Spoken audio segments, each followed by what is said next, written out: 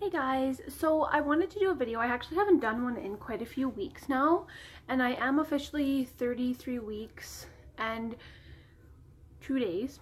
Um, I'm just trying to think of kind of like where I left off. I think my last video was actually 29 weeks, so quite a bit has happened since then, other than the fact that I've gotten bigger, put on a lot more weight. Babies have put on a lot more weight. Kind of a not a crappy thing, but something that's been taking some getting used to. I just found out last week that the hospital I was going to deliver at, I'm not now. So that kind of sucks. I'm meeting with a new OB on Thursday who I've never met before, so I'll be 34 weeks when now I meet the new doctor. I don't know if that will be the doctor that will be delivering the babies or it'll just be the, like whatever doctor's on call. So basically the reason behind that is they want me to deliver at this other hospital because it has a better NICU in case the girls need that, and then also it does have like a really good pediatric cardiology department, and I know that they do want both girls to have echoes done when they're born, so I think they just basically want them there in case, you know, they do need surgery or if anything needs to be done. It's better to have them there than to have to be, you know, transferred to another hospital, which is fine. So we did go in on Friday and had a growth check done. Now, the last growth check we had, there was kind of some like discrepancies, and they thought it might have been a technician error because it just didn't really make sense on like the growth curve for especially my smaller one, A, because she had only gained like 4 or 5 ounces, and the 2-week previous she gained almost a pound. So they said, don't worry about it. When you come back in 2 weeks, we'll kind of know more about what's more accurate for the measurement. So at 33 weeks, baby A is now measuring 4 pounds 5 ounces, and baby B is measuring 5 pounds 3 ounces. So that's actually pretty good. And I know people have said that, you know, the measurement can be up to a pound like off, you know, either way, like more or less. So I'm not taking it to be super accurate, but it's still good to know that even if they do come early, that they're both at a pretty good weight. And I'm hoping to keep them in, you know, like till 36 would be awesome. Another thing too, so when we had our ultrasound, we also got a tour of the new hospital, and it's really nice, and the social worker that took us around was great, and she showed us all the different areas. One thing that was a little bit not unsettling, but just something that I have to kind of wrap my head around.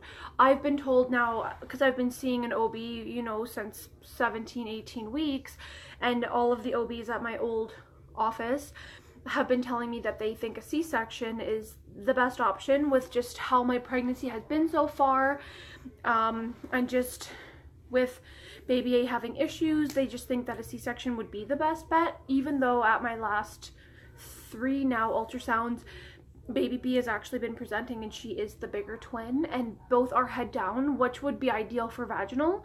I just didn't think that was an option.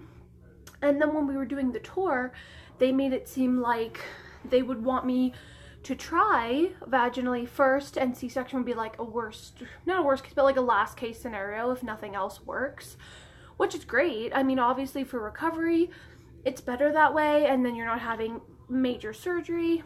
My biggest thing is I just don't want the babies to be, you know, in distress or anything like that. And also one of my biggest fears is having one baby vaginally and then the other baby being in distress, and then you're having an emergency C-section, and then you're having to heal both ways while also caring for 2 newborns, and it's just like a lot to kind of think about. So I've really had to like try to wrap my head around whichever way I end up delivering and doing what's best for them and me, like whatever's, you know, the safest route, and whatever the doctors think is the best thing, obviously I will go with that.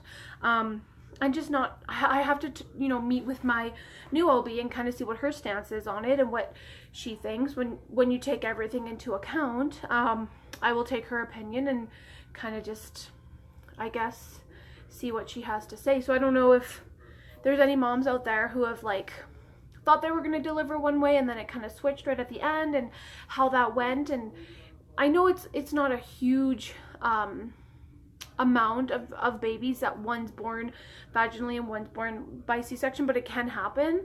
And obviously with mine both being head down, there is a good chance that I could deliver them both that way. I just didn't think that I was going to. So now I'm like trying to like mentally prepare and like emotionally prepare and just be able to like whatever happens happens. And I don't want to like freak myself out too much either way, because like obviously there's pros and cons to everything. So I'm just trying to like one day at a time and hope the girls stay in for the next few weeks. But symptom wise, I've been definitely getting a lot more tired and a bit more uncomfortable. I think like sleeping is probably one of the biggest things, because I wake up a lot to go pee and then I just can't fall back asleep, and it's just like I'm awake, can't shut my brain off, so then I just stay awake for hours and then it's great. So that's probably like one of the most, not annoying things, but just it's like you want to sleep as much as you can before they get here, and your body just won't let you. And then obviously the pressure of just like having, you know, 9 pounds of babies already, and it's just a lot. Like walking for long periods, I'm definitely starting to feel that on my body, and it's hard because I want to get more things done around the house and I just can't do everything that I want to do. So I'm finding that really frustrating to try to like get things prepared. And my parents are coming out. They're actually leaving September 2nd and they're driving from the East Coast. So they're hoping to get here around September 9th, which I'm so excited to have my mom and dad here. Also a little bit like nervous and stressed out about how it's all gonna go, but it's just one of those things that we will work out and it's gonna be good. It's gonna be good. So right now, you know, I'm just taking it one day at a time and trying to relax as much as I can and enjoy the quiet before my parents are here and there's babies here, and it's gonna be, yeah, life's gonna be different. So I'm trying to just enjoy like my me time, because I'm never gonna have that again now. But anyways, I hope you like this video, and I hope it's helpful for anyone that is going through the same type of situation that I've been going through with my girls. You know, it can be really scary, and it's nice to be able to have people going through the same thing, because it makes you feel like you're not in this alone. And the fact that I'm 33 weeks now is so amazing, because I honestly didn't think we'd even make it to 24 in the beginning. So I'm just so thankful.